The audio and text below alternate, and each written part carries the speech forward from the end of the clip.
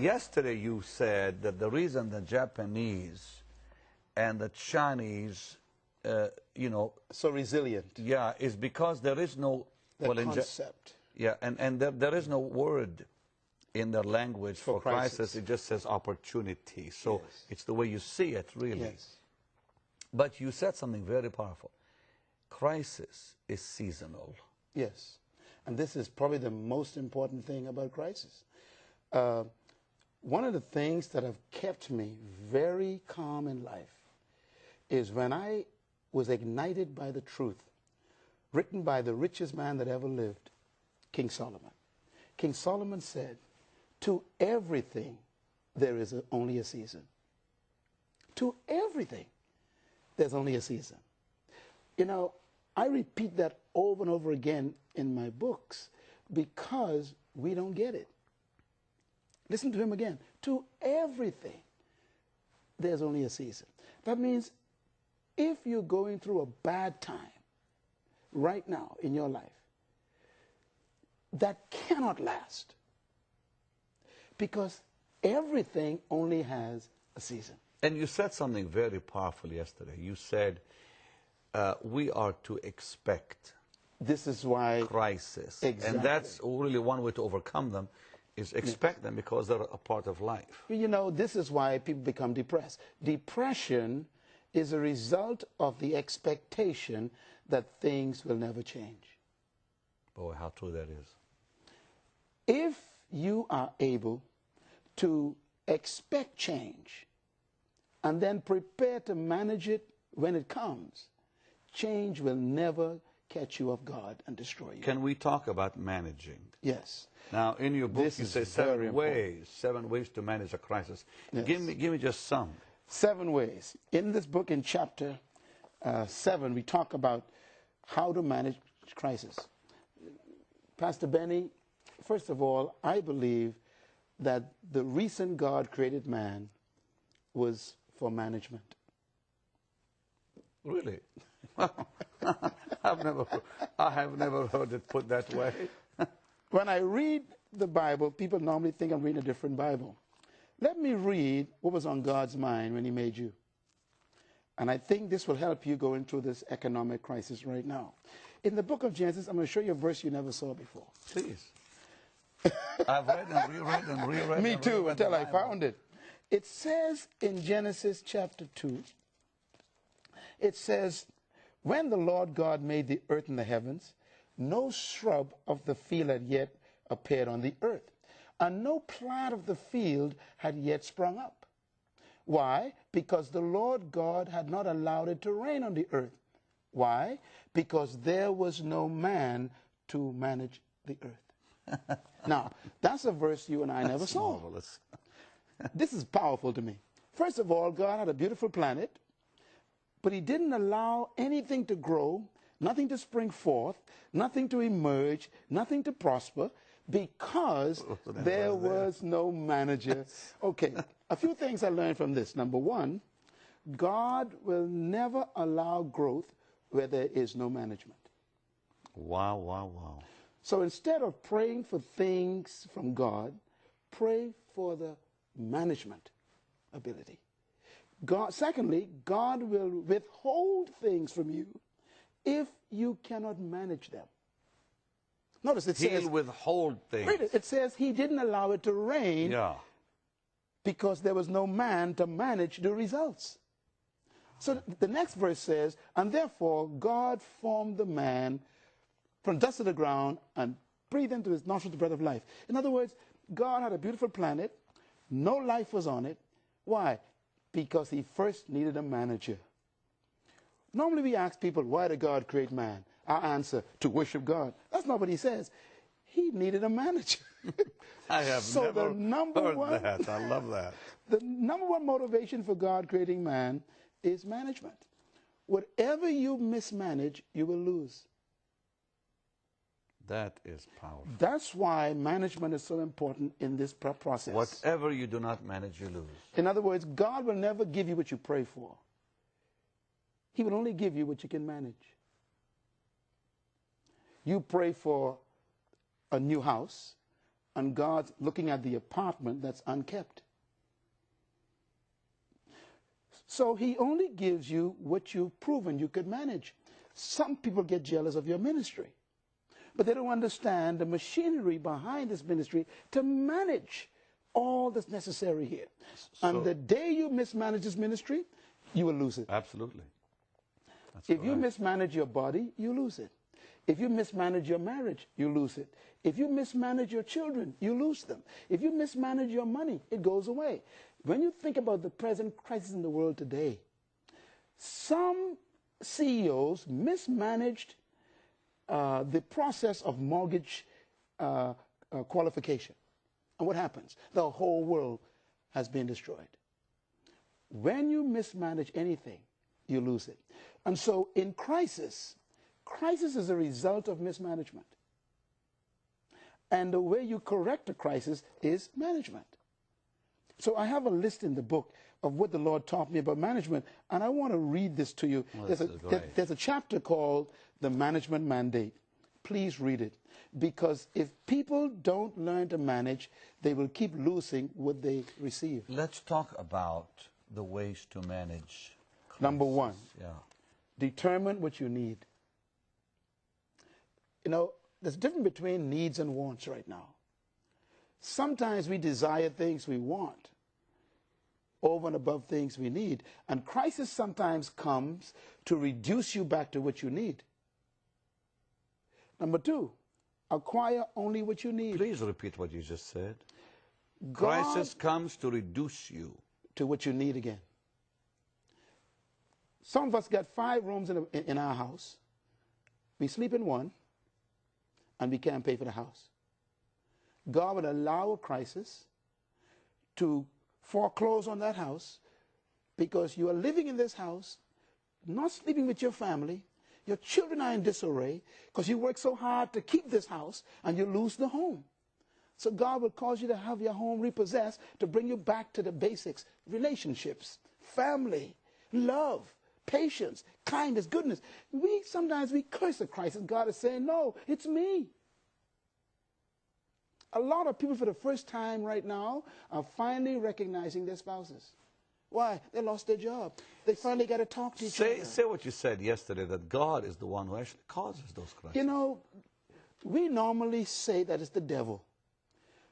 Do you know that God actually destroyed the economy of Egypt in order to promote a young man who was in prison? Yeah. Let me say it again. God caused a national crisis in Egypt because there was a man in prison he wanted to make prime minister. Every crisis produces promotion. Don't be afraid of them.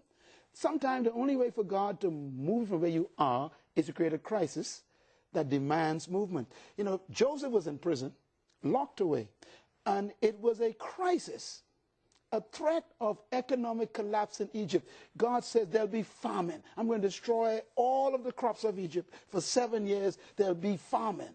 That's a crisis. Well, how did God get Joseph out of prison? Joseph had the answer to the crisis.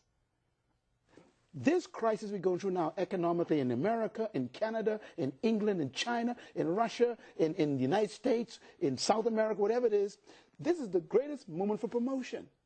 This is when your gift comes alive. Joseph used to work in the courts of Pharaoh as a prince. That wasn't his gift. But Joseph's gift came alive. The gift of seeing the future, explaining dreams, when a crisis came. You know, your ministry right now is becoming more important because the stress in the world is causing more sickness and disease. Benny Hinn ministry must become the most powerful ministry now because people are getting sick. This is no time for you to hold back and say, not pray for the people. No way. People are stressed. And so when you talk about overcoming crisis, you have to look at the fact, in this book I talk about this, that people need to get back to what they need. You know, some of you, you had 5 cars. You only drive 1. This is the time now to get back to the reality. Look, I only need maybe 1 or 2 cars. I don't need 5 cars. Number 3, don't live beyond your ability. There are people who are trying to compete with other people to make it in life, and they are hurting themselves and their families. Crisis comes to shake you back to what's important, what's valuable. Number 4, withdraw from the unnecessary. There are things that you are involved in that you can't sustain anymore. So withdraw from those things. There are organizations and maybe publications, and maybe there are groups that you are part of. And that applies to more than just money. Absolutely. Sure. In other words, you may be involved in some clubs that demand fees that you can't pay anymore. Be willing to give that up. Why? Life is more important than a club. You got to get back to loving your family, taking care of your wife, your children, your husband, to think your faith in God. God will always reduce you to Him. Wow, I love that. Say that again. This is powerful. He'll reduce you to Him. That's why He brings crisis. God allows crisis to bring you back to Him. Pharaoh actually thought he was a god until God created a crisis of famine. He brought locusts. He brought blood in the water. When Moses started bringing those points of crisis, Pharaoh had to admit that there is a God greater than he was. Sometimes we become so prosperous, we forget God. And God begins to withdraw things to reduce us to Him. That's what happened to Hezekiah. Absolutely. And it happens to people right now. Number 5, delay major projects. Now, what I mean by that is, sometimes crisis comes to readjust our dreams. Sometimes we are so passionate, we lose compassion. I've seen leaders who are so passionate, God told me to do this, and they forget to have compassion. And God would strip them of all the resources to bring them back to Him and to the real issue, which is the people. Amen. Some ministers are so committed to pursuing their vision, they forget the people who fulfill it. Every partner in this ministry today, I want to tell you, we need you more than ever before. And if we ever make you feel as leaders that we are using you, forgive us. Yeah. We are partners together. And we are only what we are because of you. We can never forget you. This is why we pray for you. This is why these prayer requests are here. Because God will reduce us to the necessities. We need one another. Amen. A crisis comes to readjust us, to delay those large, big, glorious projects at the expense of compassion for people. Some people are building big buildings right now. God is saying, look, you've been hurting the people in the process of building the building. Let's put the building on hold and get back to the people. See, I'm going to say it again. Passion should never become more important than compassion. Amen. It's very important that this crisis is used to bring us back to the basics. And even the government of your country, this great country, America, is being brought back to the fundamentals. God is saying, look, you cannot do this without me. Your smartest economists are confused. All the books you studied in Yale and Harvard are useless today. Why? Because the entire system, a crisis upsets all the known systems. It destroys traditions. So everything you learn becomes useless. And in this book of Overcoming Crisis, I talk about leadership. Leadership emerges out of crisis, true leadership. And you never grow in good times. We never change in good times. How true that is. Whatever you tolerate, you can never change. And that's why crisis comes to shake up the things you tolerate, to say, look, find a new way to do it. I loved what you said yesterday. Yes. Like Shadrach, Meshach, Abednego. What made them famous? A crisis. Everybody in the Bible went through crisis. Everybody in history is known for crisis. Pastor Benny Hinn, when I think of you, I don't think about your healing crusades. I think about when I read your story of when you left the Middle East and went to Canada and became bankrupt, and your ministry started with just 4 people, and how you grew a little church, and how you was fighting for people to believe you, and how you was trying to have a healing ministry, and no one. That's what I remember. That's what makes me trust you. 10,000 people in an auditorium doesn't impress me. It's what you went through to get there. You know, Jack Hayford said to me one day, he said, you know why we believe God has called you? And I said, and I, of course, was quite stunned by his question. Mm-hmm. He said, not the miracles, not even all those who are saved. That's right. He said, your longevity. Absolutely. And it was a shocking kind of answer. Yes. Because we always think it's the miracles, it's the crowds, it's the great whatever. And it's really not. In this book, I talk about it. Crisis is the cradle of character. You know, we got characters, and then we got character. When you study people in history who are well known, starting all the way back from Abraham, and you study all the great leaders, even Dwight Eisenhower, he was created out of the Second World War. Great leaders come out of the furnace of crisis. We're going to remember those who went through crisis. History is not a record of good things. History is a record of the people who survived crisis. Like Martin Luther King Jr. All of them. Yeah. You think about Mahatma Gandhi. Yeah, over one. How do we know this man 4 feet 2 inches high? The guy defeated the great British Empire with a conviction, not with a bullet. How do we remember Peter? We remember Peter because Peter failed. He denied Jesus and came back and became the pastor of the church. Why do we remember John? The Isle of Patmos. Yes, sir. How he came back and wrote the book of Revelations and 1st, 2nd, and 3rd John. How do we remember Joshua? Because of Jericho. How do we remember Deborah? Because of the battles. How to remember Esther, this little girl? Because she walked in at the expense of being killed in the presence of a king. Crisis guarantees your space in history. And if you've lost your job, people are now watching how you're going to come out of that. Say what you said yesterday about your job and your call. Oh, that's so important. You know, the chapter in here, it's called Discovering Your Work Beyond Your Job. And in this book, I talk about some things that are very critical right now because people are losing their jobs. There's a difference between being employed and being deployed. Let me read this. It says, your job is what you were trained to do, but your work is what you were born to do. Your job is your career. Your work is your life's assignment.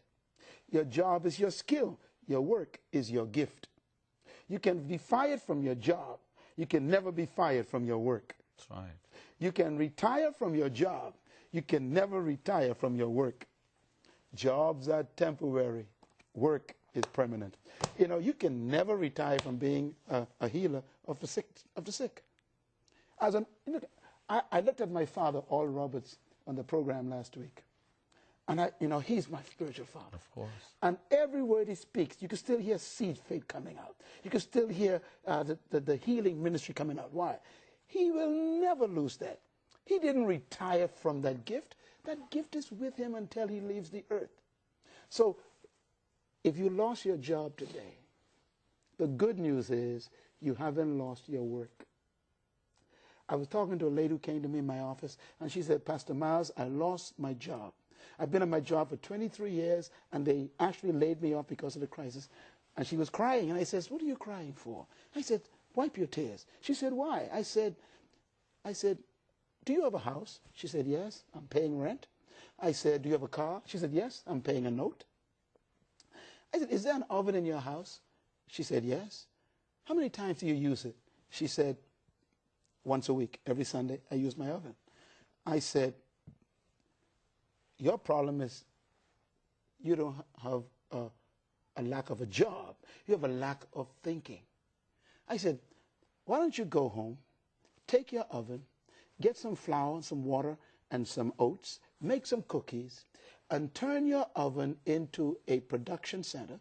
Make cookies. I said, and first of all, when you make them, go back to the place you were working and all your family, give them the cookies free first.